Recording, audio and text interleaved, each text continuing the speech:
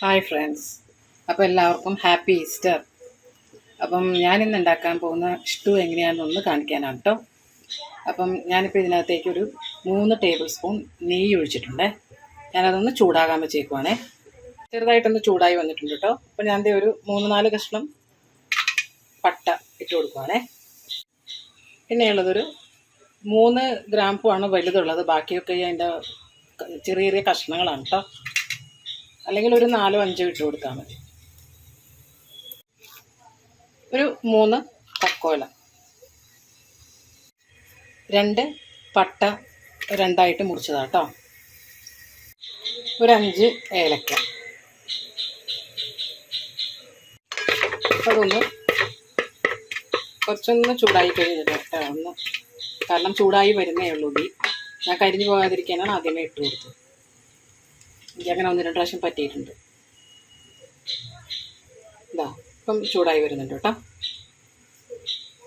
അതിനകത്തേക്ക് 2 കശുവണ്ടി വീണ് പോയി കേട്ടോ.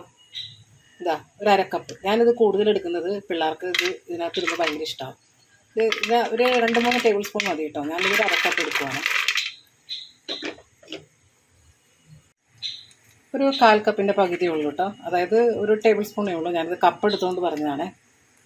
കറുത്ത മുന്തിരി ഇത് അത്രയ്ക്ക് കാര്യമല്ല, അതുകൊണ്ടാണ് ഞാനത് വളരെ കുറച്ചിട്ടത്. നന്നായിട്ട് ചൂടായിട്ടുണ്ട്. ഞാനിതൊന്ന് വറുക്കുവാണ് കേട്ടോ. അതൊന്ന് മൊരിഞ്ഞ സമയത്ത് ഞാൻ ഇന്നത്തേക്കൊരു 3 പച്ചമുളകാണ് കേട്ടോ, ഉണ്ടമുളകാണ്. അപ്പോൾ ഞാൻ അതൊക്കെ ഒന്ന് മൊരിഞ്ഞപ്പോഴത്തേക്കും അരിയിലേക്ക് മാറ്റി വെച്ചിട്ട് ഒരു 2 വലിയ സവാള കേട്ടോ.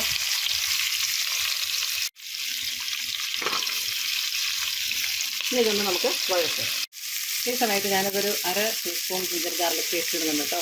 ഞാൻ ബീഫ് പുഴുങ്ങിയപ്പോൾ അതിനകത്ത് ഇട്ടിട്ടുണ്ട്, അതുകൊണ്ടാണ് ഞാൻ ഇപ്പോൾ ഇതിനകത്തേക്ക് 1/2 ടീസ്പൂൺ ഇടുന്നത്. അതിപ്പോൾ ഞാൻ 3/4 ടീസ്പൂണോളം ഇട്ടിട്ടുണ്ട് കേട്ടോ. ഈ സമയത്ത് ഇപ്പോൾ ഇതൊന്ന് വഴഞ്ഞു വരുവാണ്. ഈ സമയത്ത് ഞാൻ ഇതിനകത്തേക്കൊരു 2 ടീസ്പൂൺ കേട്ടോ വെളിച്ചെണ്ണ ഒഴിക്കുവാണേ. ഇത് നന്നായിട്ട് വഴണ്ടിട്ടുണ്ട് കേട്ടോ. ഈ സമയത്ത് ഞാൻ ഇതിനകത്തേക്ക് ഒരു 6 ടേബിൾ സ്പൂൺ മല്ലിപ്പൊടി കേട്ടോ.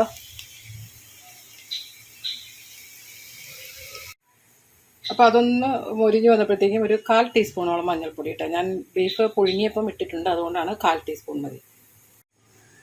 ഒരു 1 ടീസ്പൂൺ ഗരം മസാല. അതിനകത്തേക്ക് ഞാനൊരു 4 വലിയ ഉരുളക്കിഴങ്ങ് എടുത്ത് പുഴുങ്ങിയിട്ടും, ഉരുളക്കിഴങ്ങ് ഒരു 4 ഉരുളക്കിഴങ്ങും ഒരു ക്യാരറ്റുമാണ് എടുത്തിരിക്കുന്നത്. അത് ഞാൻ പുഴുങ്ങിയിട്ട് അരിഞ്ഞു വെച്ചേക്കും കേട്ടോ. ക്യാരറ്റ് ഞാൻ ഒരെണ്ണം എടുത്തിട്ടുള്ളൂ, കാരണം ക്യാരറ്റ് ഇവിടെ ആർക്കും അത്ര വലിയ താല്പര്യമില്ല. തോരൻ ഉണ്ടാക്കുവാണെങ്കിൽ ഓക്കെ, പക്ഷെ ഇങ്ങനെ വേവിച്ചിട്ട് കിട്ടു കഴിഞ്ഞാൽ അത് മാത്രം മാറ്റി വയ്ക്കും. അപ്പോൾ അതുകൊണ്ടിട്ട് ഒരു ക്യാരറ്റ് എടുത്തിട്ടുള്ളൂ. അത് ക്യാരറ്റ് ഇഷ്ടമുള്ളവർക്ക് അത് അനുസരിച്ച് കൂടുതലിടാം കേട്ടോ. ഞാൻ കൂടുതലും ഉരുളക്കിഴങ്ങ് എടുത്തിരിക്കുന്നത്, 4 വലിയ ഉരുളക്കിഴങ്ങ് എടുത്തിരിക്കുന്നത്. അപ്പോൾ ഈ സമയത്ത് ഞാൻ അതിനകത്തേക്ക് ഈ ഉരുളക്കിഴങ്ങ് പുഴുങ്ങിയത് ഇടാൻ പോവാണ്.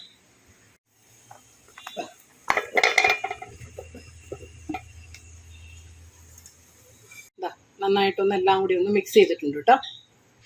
പിന്നെ ഇതിനകത്തേക്ക് നമുക്ക് 3-ാം പാൽ ഒഴിക്കണം. ഞാൻ ആ പാൽ ഒഴിക്കാൻ പോവാണേ.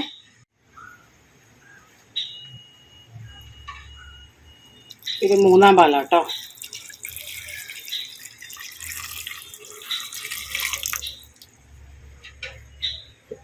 നന്നായിട്ട് ഞാനൊന്ന് മിക്സ് ചെയ്ത് വെച്ചിട്ടുണ്ട്. ഇതൊരു ചെറിയ തിളയൊന്ന് വന്നോട്ടെ കേട്ടോ.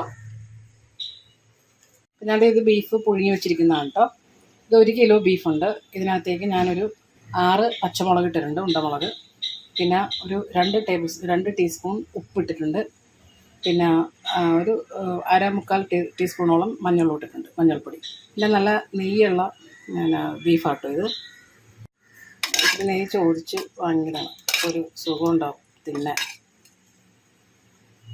അത് ഉരുകാത്ത നെയ്യാട്ടോ.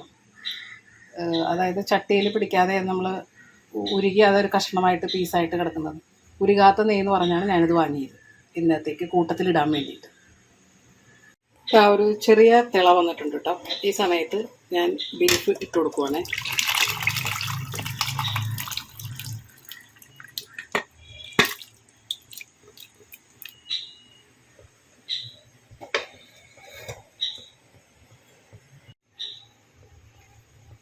ചെറുതായിട്ട് തിള വരുന്നുണ്ട്. ആ സമയത്ത് ഞാൻ ഇതിനകത്തേക്ക് 2-ാം പാൽ ഒഴിച്ചു കൊടുത്തു കേട്ടോ.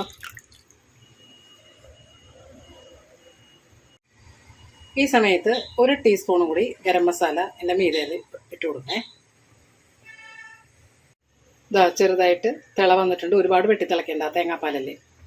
അപ്പം ഈ സമയത്ത് ഞാൻ 1/4 പാൽ ഒഴിച്ചു കൊടുക്കുക കേട്ടോ.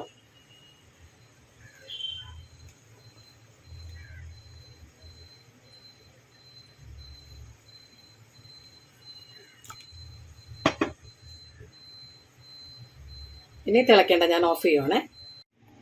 അപ്പം ഞാൻ സ്റ്റവ് ഓഫ് ചെയ്തിട്ടുണ്ട്. ആ സമയത്ത് കുറച്ച് മല്ലിയില ഇട്ട 1 കൈപ്പിടിയാണ് ഞാൻ എടുത്തിരിക്കുന്നത്. ഇനി ഇതൊന്ന് നമുക്കൊരു 5 മിനിറ്റ് നേരത്തേക്ക് അടച്ചു വയ്ക്കാം. ഒരു 5 മിനിറ്റ് നേരത്തേക്ക് ഞാൻ അടച്ചു വയ്ക്കുവാണേ. അപ്പോൾ തുറക്കുമ്പോഴത്തേക്ക് നല്ല സ്മെല്ല് വരും. ഇതാ ഞാനിത് തുറന്നു കേട്ടോ. ഇപ്പം അതിൻ്റെ അകത്ത് ആ മല്ലിയിലയും എല്ലാം ഒന്നതിനകത്തേക്ക് ഒന്ന് ഇറങ്ങിയിട്ടുണ്ട് അതിൻ്റെ സത്തൊക്കെ. അപ്പം നല്ല ടേസ്റ്റാണ്. നിങ്ങളെല്ലാവരും ഒന്ന് ട്രൈ ചെയ്ത് നോക്കൂ കേട്ടോ. ഇതുപോലെ ഇതെല്ലാവർക്കും അറിയാവുന്നൊരു കാര്യമാണ്, പക്ഷേ ഞാനിങ്ങനെയാണ് ഉണ്ടാക്കുന്നത് എളുപ്പത്തിൽ. കാരണം ഇടയ്ക്ക് നിലയ്ക്കൊക്കെ ഞാൻ ഉണ്ടാക്കാറുണ്ട്. അപ്പോൾ ഇനി എനിക്ക് പറയാനുള്ളത്, എൻ്റെ ചാനൽ ആദ്യമായിട്ട് കാണുന്നവർ please subscribe. Okay, thank you. ഒരിക്കൽ കൂടി ഹാപ്പി ഈസ്റ്റർ എല്ലാവർക്കും.